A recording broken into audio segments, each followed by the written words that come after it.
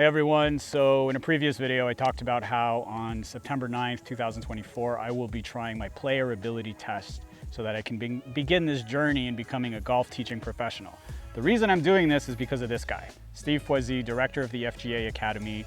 We were talking about all aspects of golf and how much I love the technical game and how passionate I am about teaching technique coming from my years teaching martial arts. And he's like, why don't you do that? I'm like, well, I can't do that. I'm not a golf pro. So do your player ability test and let's get this journey started. So I wanted to ask Steve one question as I begin this training camp, which is, I've never done this before. I've never prepared for a golf tournament. I've never prepared for anything significant in golf before. I know I have the game. I know I have the physical. I know I have the mental, but now I need to put it all together to give myself the best chance of success.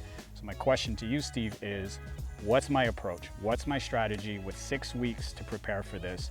What should I be focusing on and what type of approach should I bring to both the golf course and my practice? Yeah, so first off, you said it, you have the game, you have the mental game as well. You got a sharpened strategic plan as well, so you got this sense that's already present. Yeah. And from there, even though you want to be a golf teacher or a golf coach, you got to let go of that for this time of prep that you want to allow yourself. So you want to make sure that you limit the amount of tools you have in your toolbox. They'll always be there, but make sure you put in the reps on the ones that you know best, that are the most predictable in flight, and that you can repeat over and over again. The player ability test is not more than 1 day. Obviously, it's easy to put pressure on ourselves, but it's no different than another 18-hole round, where which you wish to prepare with a sense of, I'll call it a little bit of indifference, but you got to be alert in the planning. Most people, when something counts in golf, they do too much. You want to make sure you know the course you're going to be playing on. You want to have a set plan.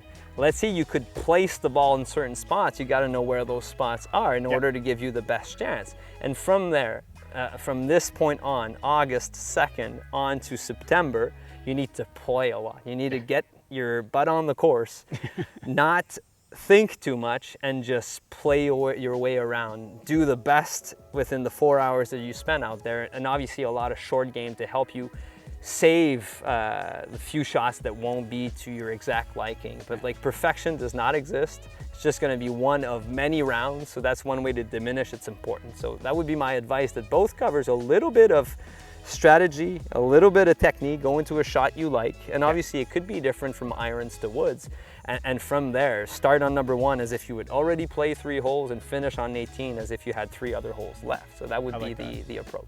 And I love that because it's the exact same approach I had in fighting, which was you can learn all these new techniques, but once the fight is scheduled and you only have 4 to 5 weeks left before the fight, you stop working on new stuff and you perfect the stuff you have. Because once you get in that ring or you get into that cage, a lot of that stuff is going to go right out the window. So you have to have this really solid foundation. So thank you, Steve, and I can't wait to take on this challenge with you. Neither do I. Let's Thank you. Good luck, man. Let's go.